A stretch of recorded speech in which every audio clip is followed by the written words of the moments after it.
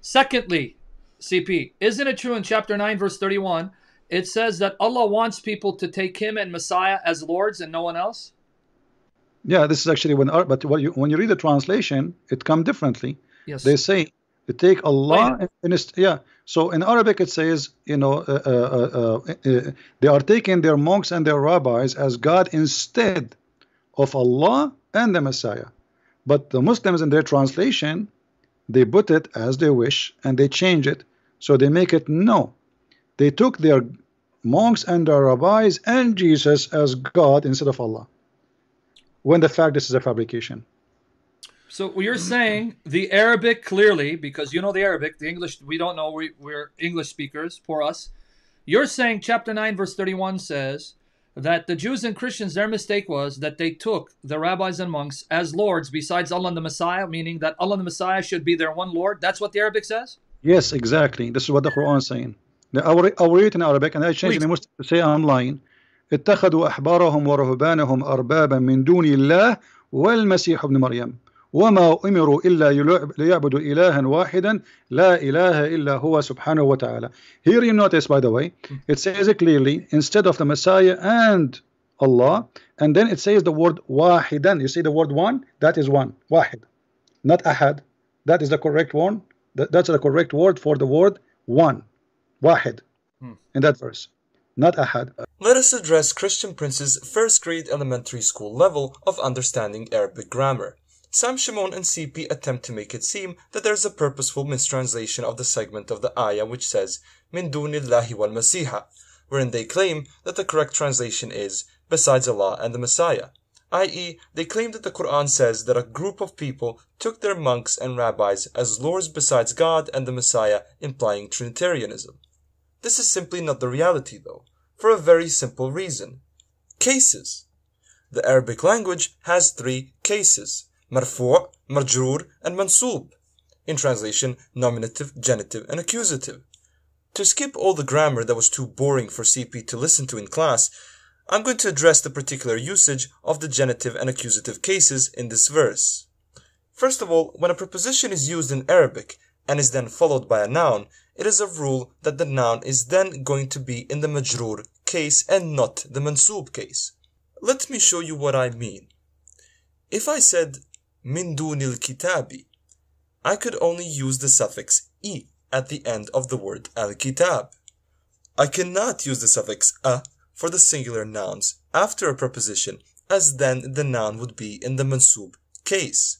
This means that I cannot say min dunil kitaba, as the preposition min and the word dun stand in an idafa connection with al-kitab, which always requires, by Arabic grammar, the majrur case. Now, let's return to the verse. The verse says, Min dunillahi wal Masiha.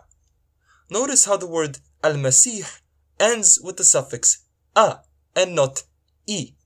This means that the word al-Masiha is in the mansub accusative case. Following from what we previously mentioned, this means that al-Masiha cannot be connected to min duni. Since min duni means from besides, the wording from besides the Messiah cannot apply here. Had it been the case that the sentence said from besides Allah and the Messiah, the Arabic would have sounded like this: Min dunillahi wal Masihi. It would not say wal Masiha as it does in the Quran. So one might ask, what does this mean? Well, this requires a lesson in Arabic verbs. Let's go back to the beginning of the verse. The verse starts with the words وَاتَّخَذُوا, which means they took. The word ittakhadhu is a plural past tense transformative double transitive verb, which means that the verb requires its object to be in the mansub or accusative case. This verb transitions its action onto 2 objects. For example, if I said ittakhadhtu al-kitaba sadiqan, in translation this would mean I took the book as a friend. Or if I said ittakhadhtu ra'yahu asasan, I took his view as a foundation for something. In the first sentence, al-kitaba and sadiqan is in the mansub. In the second, ra'ya, which is attached to the pronoun hu, so ra'yahu, and asasan are in the mansub. Now, let's look at the ayah. أعوذ بالله من الشيطان الرجيم. اتخذوا أحبارهم ورهبانهم أربابا من دون الله والمسيح ابن مريم وما أمروا إلا ليعبدوا إلها واحدا لا إله إلا هو سبحانه عما يشركون. The mansub objects in the ayah are أحبارهم, رهبانهم, أربابا, والمسيح. This means that they took their rabbis and their monks as lords besides Allah, and also they took the Messiah as a lord besides Allah.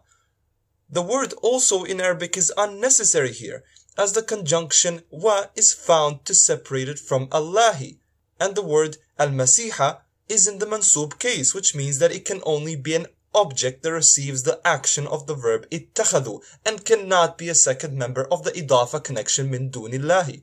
This verse is essentially saying that they took their rabbis, their monks, and the Messiah as lords besides Allah, but in a different yet grammatically consistent order in the Arabic language, as has been thoroughly and undeniably explained.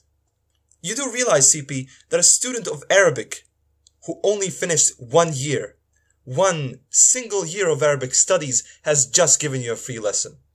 Yalla, princess, off to hoping for a white knight to come and rescue you from this. Oh, and في المرة القادمة اعلم أيها المستعرب الكذاب أن البوسنيين لا يستسلمون لأي أحمق بسهولة، وعندما تلتقي بوسنيا في المستقبل فتأكد أن لا تحرج نفسك من جديد.